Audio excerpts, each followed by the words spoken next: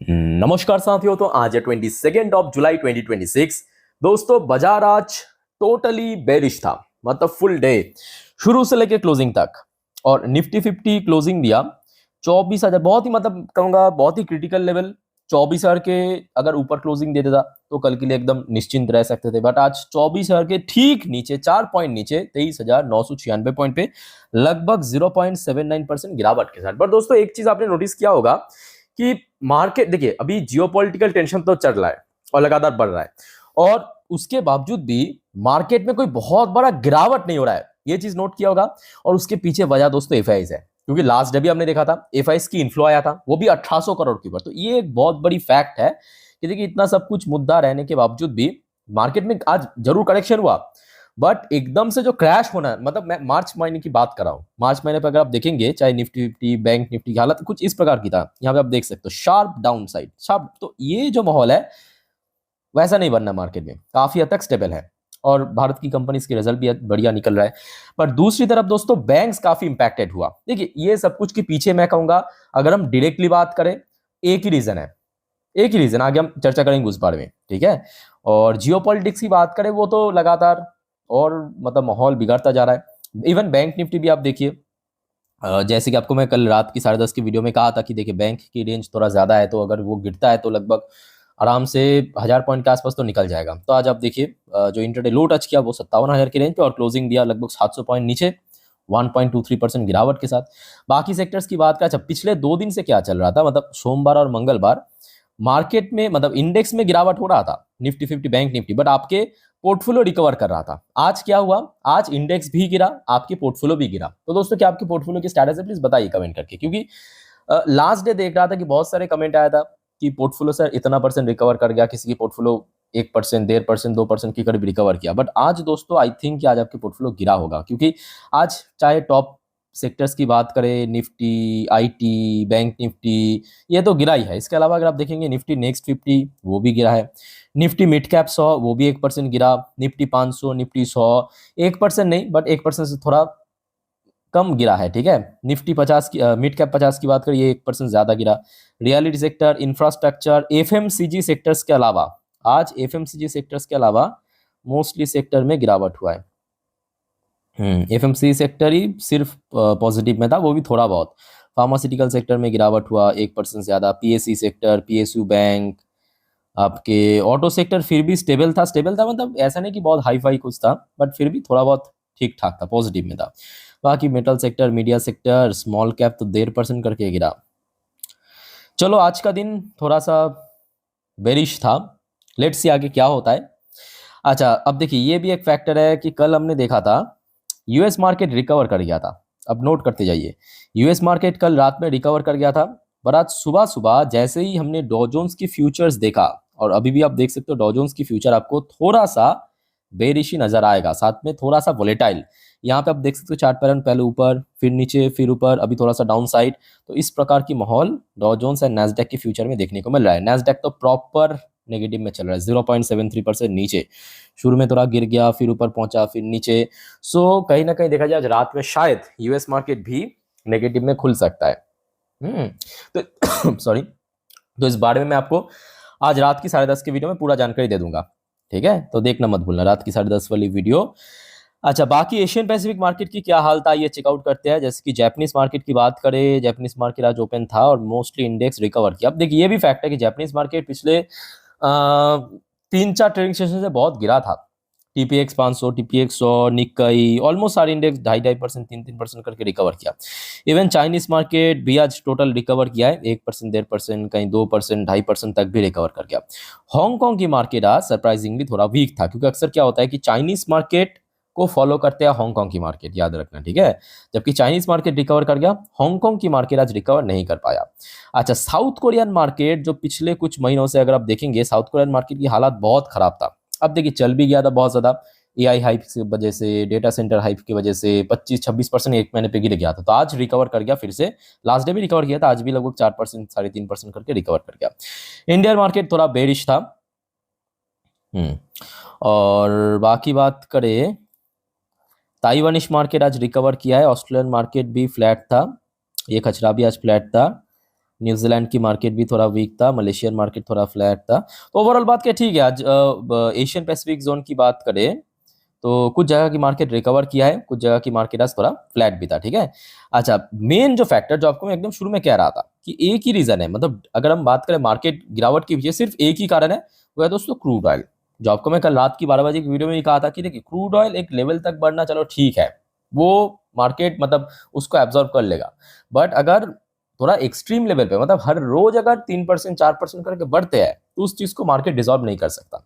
जैसे कि last day भी हमने देखा था कि क्रूड ऑयल ऑलमोस्ट 90 के आसपास पहुंच गया था। कल 90 क्रॉस नहीं किया था, नोट करना, कल 90 क्रॉस नहीं किया था। बट मिडनाइट से लेके अभी तक ऑलमोस्ट 4% की गेन, और अभी आप देखिए 94.63। और ये फैक्ट है कि जियोपॉलिटिकल टेंशन जितना बढ़ेगा ऑयल प्राइस आगे भी बढ़ता जाएगा। क्योंकि आप देखिए सिर्फ ज्यादा पीछे जाने की जरूरत नहीं है आपको, 3 हफ्ता पहले पहुंच जाइए जब सब कुछ लग रहा था कि शायद सही हो जाएगा, सीज फायर की एग्रीमेंट हो रहा था यूएस और ईरान के बीच, तब ऑयल प्राइस हमने देखा था $72 पर बैरल में पहुंच गया था। वहां से फिर से स्पाइक करके 94 पे आ चुका है। और माहौल अगर ऐसा ही कंटिन्यू रहा, हो सकता है पूरा पूरा पॉसिबिलिटी है कि अगेन $100 पर बैरल को क्रॉस कर जाएगा। बट सरप्राइजिंगली दोस्तों एक और फैक्टर है, क्या पता है, कि गोल्ड में अभी बैक टू बैक रिकवर कर रहा है। क्योंकि अक्सर हमने देखा जब ऑयल बढ़ता है गोल्ड और सिल्वर गिरता है, बट इस बार दोस्तों गोल्ड बढ़ने के पीछे भी एक बहुत बड़ी कारण है। क्या कारण है पता है? क्योंकि रिसेंटली हमने देखा जुलाई की जो डेटा आउट हुआ, मतलब जून की जो डेटा आउट हुआ जुलाई पे, यूएस की सीपीआई डेटा, वो बढ़िया निकल गया। तो एफएमसी मीटिंग के थ्रू जो रेट हाइक करने का चांस बहुत कम हो गया। उसके साथ साथ दोस्तों रिसेंटली टैरिफ के मुद्दा फिर से जाग चुका है, जिस बारे में थोड़ा बहुत आपको कल रात की 12 बजे की वीडियो में जानकारी दे चुका हूं। तो टैरिफ अगर दोस्तों फिर से ट्रंप इंपोज करना शुरू कर दिया तो उस पॉइंट ऑफ व्यू से गोल्ड सिल्वर में फिर से डिमांड बढ़ सकता है। और गोल्ड और सिल्वर आप देखिए बैक टू बैक रिकवर कर रहा है, ठीक है। कल तो सिल्वर लगभग 4% रिकवर कर गया, अभी लगभग आधा परसेंट 1% रिकवर कर रहा है फिर भी। अच्छा, इंडियन करेंसी की वैल्यूएशन मैं कहूंगा फिर भी काफी हद तक स्टेबल है, इसमें कोई बहुत बड़ा ड्रॉप या गेनिंग देखने को नहीं मिला। पिछले कुछ दिनों से लगभग सेम पोजीशन पे ही होल्ड कर रहा है, ठीक है। तो इस प्रकार की दोस्तों माहौल आज हमें सुबह से देखने को मिला, अलग अलग सेक्टर्स में, अलग अलग इंडेक्स में या अलग अलग जगह की मार्केट में। चलिए अब आगे बढ़ते हैं, कुछ इंपॉर्टेंट जियोपॉलिटिकल अपडेट्स भी शेयर करता हूं आपके साथ। पर उसके पहले दोस्तों एक छोटा सा रिक्वेस्ट आप सभी को करूंगा, दोस्तों प्लीज चैनल को सब्सक्राइब कर लीजिए अगर आपने अभी तक नहीं किया तो, और पास में जो नोटिफिकेशन बेल आइकन है इसको जरूर क्लिक करना सब्सक्राइब करने के साथ साथ, ताकि जब भी मैं इंपॉर्टेंट वीडियो अपलोड करूं आप लोगों के लिए आप तक पहुंच सके एटलीस्ट, ठीक है। और दोस्तों यहाँ पे जो ज्वाइन बटन है इसको प्रेस करके जरूर इस चैनल की मेंबरशिप ले लेना, जिसके थ्रू आपको एक्स्ट्रा बहुत सारा बेनिफिट मिलेगा। ये 5-6 वीडियो जो मैं रोज डालता हूं ये तो आएगा ही हर रोज हर किसी के लिए, बट उसके साथ साथ दोस्तों आपको पोर्टफोलियो रिव्यू, स्टॉक सजेशन या एफएन क्यूएनए सेशन में आप शामिल हो सकते हो, ठीक है। तो यहाँ पे अलग अलग कार्ड है, प्रीमियम कार्ड, गोल्ड कार्ड, कोशिश करना इन दोनों में से कोई एक कार्ड को पिक करने के लिए। और देखिए मैं बहुत एक्सपेंसिव मेंबरशिप फीस नहीं रखा हूँ, बहुत ही अफोर्डेबल है ताकि हर कोई अफोर्ड कर सके। और ऑलरेडी मैं बहुत सारे पोर्टफोलियो रिव्यू भी कर चुका हूँ, ठीक है। जो लोग मेंबरशिप ऑलरेडी ले लिया है प्रीमियम हमारे प्लेटिनम मेंबरशिप, ठीक है। और आप दोस्तों अगर मेंबर्स हो तो आप सभी को मैं कहूंगा, आप अगर पोर्टफोलियो रिव्यू का प्रोसेस जानना चाहते हो तो कम्युनिटी पोस्ट है, जरूर यहाँ पे क्लिक करके देख लेना, टोटल वहां पे मैं दिया हुआ हूँ। चलो आगे बढ़ते हैं। अच्छा, सबसे पहले मनी कंट्रोल की तरफ से देख लीजिए कि कौन कौन सी फैक्टर को मेंशन किया कि आज मार्केट में गिरावट हुआ। अच्छा, सबसे पहला फैक्टर वही है और सेम चीज वही जो आपको मैं अभी कुछ टाइम पहले ही कहा, क्रूड ऑयल की प्राइस बढ़ जाना ये कहीं ना कहीं हार्म करेगा इंडियन मार्केट को और इंडियन इकोनॉमी को। अच्छा, रूपी फॉल ने ये मैं कहूँगा पूरा सही नहीं है, क्योंकि उतना ज़्यादा भी ड्रॉप नहीं हुआ। राइजिंग जियोपॉलिटिकल कंसर्न, ठीक है, ये भी एक मेन रीज़न है। ट्रम्प टैरिफ, इस बारे में आपको मैं कल रात 12 बजे की वीडियो में एक बार मैं आपको दिखा देता हूँ, जिनको पता नहीं है, जिन लोग देखा नहीं है देखिए, ये कल रात की 12 बजे की वीडियो, मतलब कल आखिरी वीडियो कल के, ये देखिए न्यू टैरिफ की घोषणा। मैं आपको ऑलरेडी कल रात की 12 बजे की वीडियो दे चुका हूँ, जिस वजह से दोस्तों आपको मैं बार बार कहता हूँ कि आप चैनल को सब्सक्राइब करके रखिए, तो जब भी मैं वीडियो डालता हूँ तुरंत आप तक पहुँच सके, ठीक है। और ये देखिए ट्रम्प टैरिफ, तो इसका इम्पैक्ट ही आज हमें बहुत सारे सेक्टर्स में या कुछ हद तक आप कह सकते हो कि बाजार को नीचे की तरफ पुश किया है।